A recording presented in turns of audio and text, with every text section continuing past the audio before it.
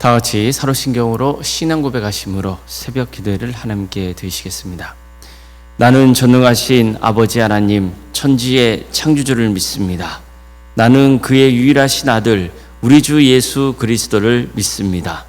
그는 성령으로 잉태되어 동정녀 마리아에게서 나시고 본디오 빌라도에게 고난을 받아 십자가에 못 박혀 죽으시고 장사된 지 사흘 만에 죽은 자 가운데서 다시 살아나셨으며 하늘에 오르시어 전능하신 아버지 하나님 우편에 앉아 계시다가 거기로부터 살아있는 자와 죽은 자를 심판하러 오십니다.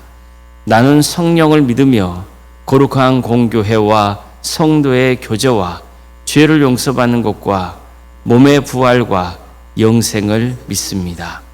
아멘. 찬송가 365장 찬양하시겠습니다. 찬송가 365장입니다.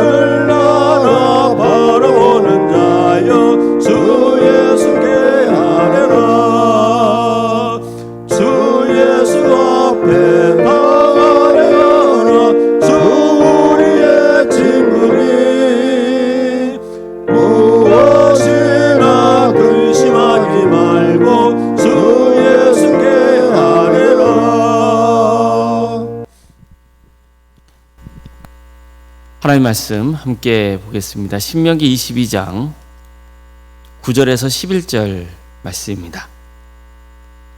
신명기 22장 9절에서 11절까지 말씀입니다.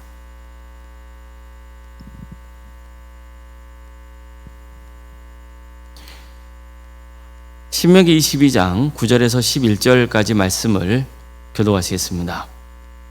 내 포도원에 두 종자를 섞어 뿌리지 말라.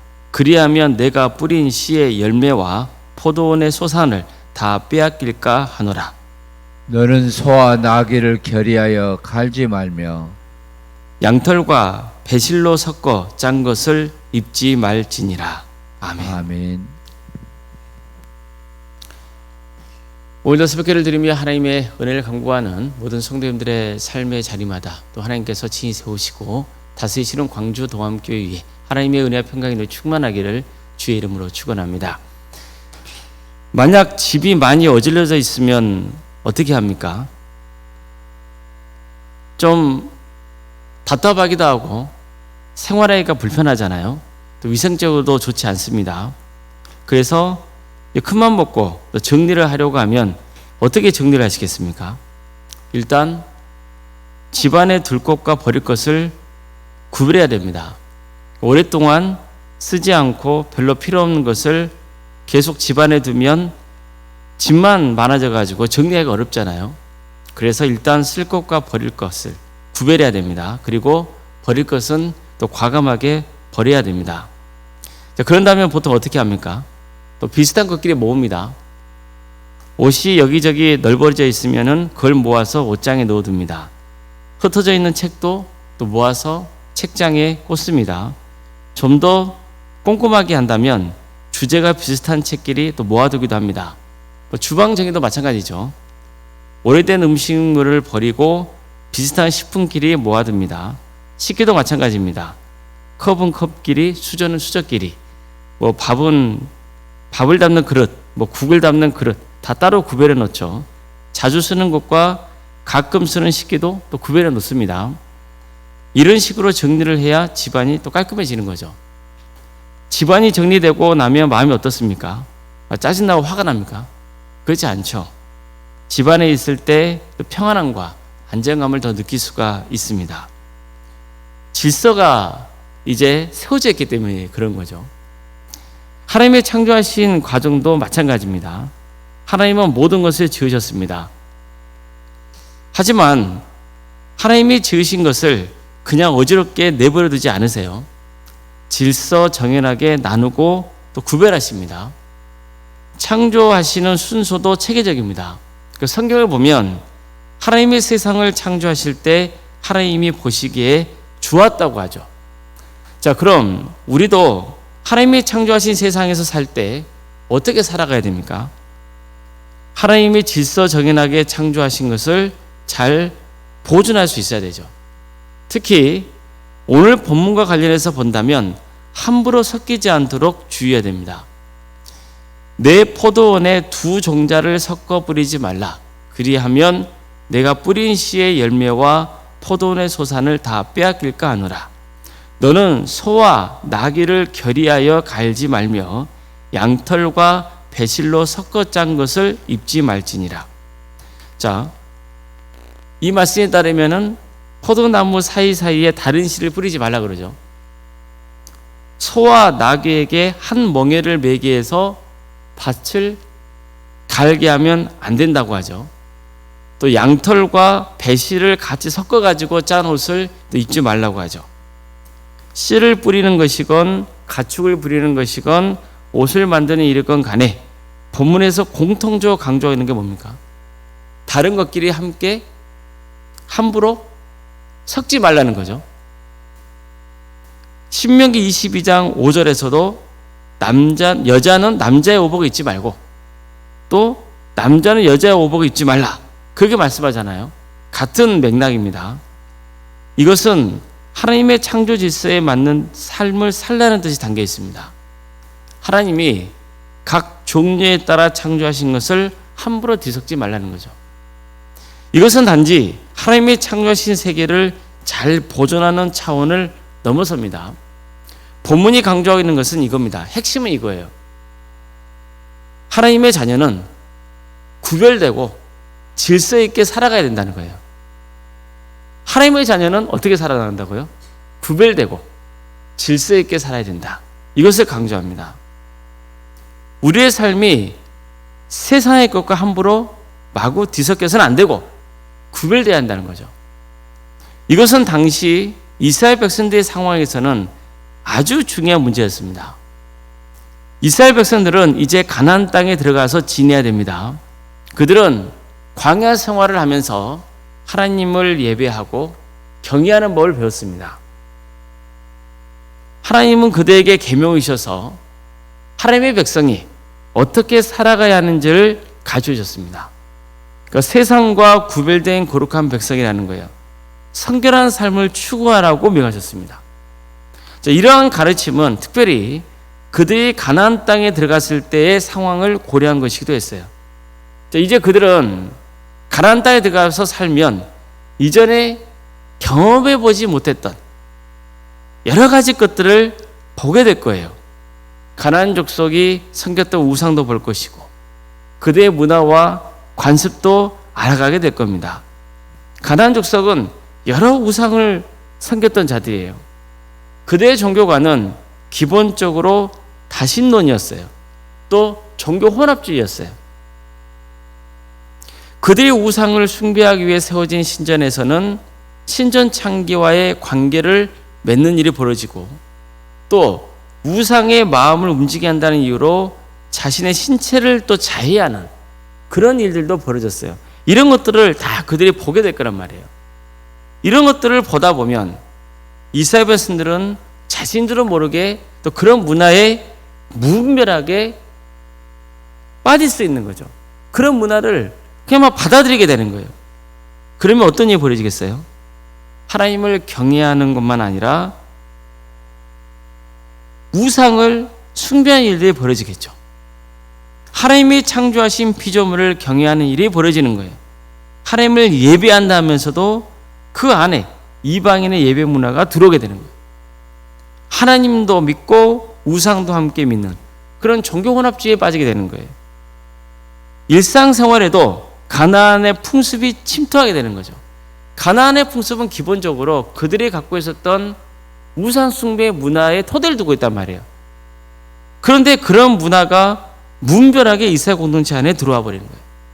이러면 어떤 일이 벌어져요? 더 이상 이스라엘은 가나안 족속과 구별된 그런 존재가 아닌 거예요. 우리도 마찬가지입니다. 우리는 하나님의 자녀잖아요. 세상과 구별된 거룩한 존재예요. 당연히 세상과 구별된 존재로서 삶을 살아가야 돼요. 그런데 어떻습니까? 그러지 못한 경우가 많잖아요. 교회는 하나님의 말씀으로 세워지는 공동체여야 됩니다. 그런데 교회 안에 세속적인 사고가 침투하는 거예요. 서로 경쟁하는 문화, 자기끼리 뭉쳐가지고 당을 지어서 편을 가르는 그런 문화, 대접받고 싶어하는 문화, 높아지고자 하는 문화, 이런 것들이 교회 공동체 안에 침투해버리는 거예요. 세상의 가치와 논리가 교회 안에 들어와 버려요. 성공주의, 물질주의 문화가 침투해버려요. 교회가 하나님을 경외하고 하나님의 말씀을 듣고 순종을 다짐하는 시간이 아니라, 그런 예배가 그런 게 아니고 사람들의 흥미를 유발하고 예배를 쇼처럼 여기는 그런 문화가 침투해버려요. 종교다원주의 문화가 침투하고 인본주의 문화가 침투해요. 하나님을 경외하고 하나님 중심의 신앙이 아니라 사람 중심의 신앙으로 변질돼 버려요. 사람에게 맞춰진 신앙이에요. 그러다 보니까 성도가 성도다운 삶을 살지 않아요. 내가 듣고 싶은 말씀만 듣고 나한테 안 맞으면 배격해버려요. 신앙적인 것과 세상적인 것이 어지럽게 마구 뒤섞여 있는 거예요. 오늘 본문은 이런 삶을 경계하고 있는 겁니다. 하나님의 자녀는 하나님의 말씀으로 구별되고 질서 있게 살아가야 한다는 거죠. 그래서 집도 정리가 필요하듯 우리의 신앙도 정리가 필요하다는 거예요. 버려야 할 것은 과감하게 버려야 돼요. 우리가 하나님의 말씀을 계속 묵상하고 성경을 배우는 이유가 뭐예요? 하나님의 뜻을 바르게 알기 위함이에요. 나도 모르게 내 안에 침투한 거짓되고 세속적인 것들을 어떻게 하는 거예요? 제거하고 과감하게 버리기 위한 거예요. 그래서 신앙의 수두성을 지키기 위한 거예요. 그래야만 하나님을 더 마음을 다해서 경외하는 성도가 되는 것이고 하나님이 기뻐하시는 바른 신앙의 길을 갈 수 있게 되는 거죠. 우리의 신앙은 하나님의 말씀으로 늘 정리돼야 돼요. 바르게 정리돼야 돼요. 기본적으로 주일은 꼭 예배드린 날로 정해야 되고, 또 악한 자리에는 가지 않기로 정해야 되고, 하나님의 계명을 지키기로 뜻을 정해야 돼요. 하나님은 우리에게 성비를 하셨잖아요. 그래서 기본적으로 다스리려 하지 말고 섬길 수 있도록 노력을 해야 됩니다. 또 성경에서는 당을 짓지 말라 했기 때문에 끼리끼리 모여서 자기의 그룹을 형성하고, 그래서 교회 안에서 서로 편을 가르고 다투는 일이 없도록 스스로를 절제해야 되고, 이런 일들을 우리가 계속 해나가야 되는 거예요. 우리도 모르게 교회 안에 침투하는 그 우상의 문화가 있을 수 있잖아요. 그것들을 우리가 찾고 하나님 앞에 회개하고 과감하게 버릴 수 있는 신앙, 그것을 우리는 계속해서 해나가야 되는 거예요. 여러분 보세요. 집도 한번 치워놓으면 그게 계속 유지됩니까? 아니죠. 또 시간이 지나면 또 어질러지고 또 먼지가 쌓여 그러잖아요. 그거 어떻게 해요? 그냥 방치해요? 그러면 안 되죠. 나중에 보면 큰일 나요. 더 이상 못 치워요. 손을 댈 엄두를 내지 못하는 거예요. 사실은 한국의 교회가 이런 상황에 처해 있다고도 볼 수 있어요. 뭐부터 치워야 될지를 모르나요? 너무 많은 것들이 어질러져 있어요. 우리는 신앙도 정리할 필요하다는 것을 깨달아야 돼요. 버릴 것은 버려야 돼요. 늘 말씀으로 정리를 해야 돼요. 정돈을 해야 돼요. 그래서 우리의 신앙이 늘 새로워져야 돼요. 그래야 하나님의 뜻 안에서 바른 신앙의 길을 갈 수 있는 겁니다. 아무쪼록 우리가 하나님의 말씀으로 거룩하게 분별되고, 그리고 하나님의 질서 안에서 우리의 삶을 회복하고 정말 주님이 보시기에 거룩하고 정결한 삶으로 살아갈 수 있기를 주님의 이름으로 축원합니다. 기도하시겠습니다.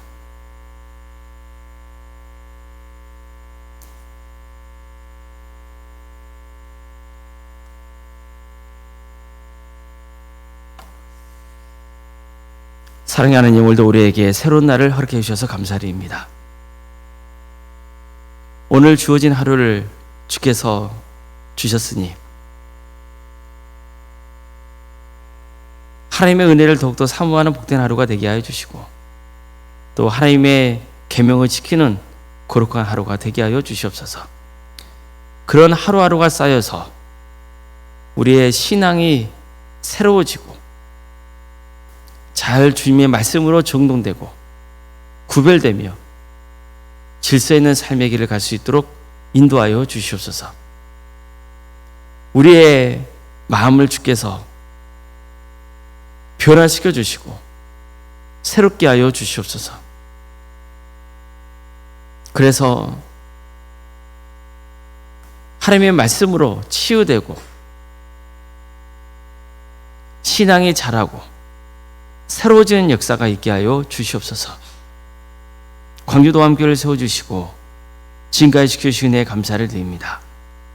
하나님의 역사로 신앙의 명가를 세워가고 예수님의 말씀으로 인재를 양성하고 성령님의 능력으로 선한 영향을 끼치는 거룩한 공동체가 되게 하여 주시옵소서. 주님, 교회가 교회다울 수 있도록 인도하여 주시고, 오직 하나님인 절대 주권의 신앙,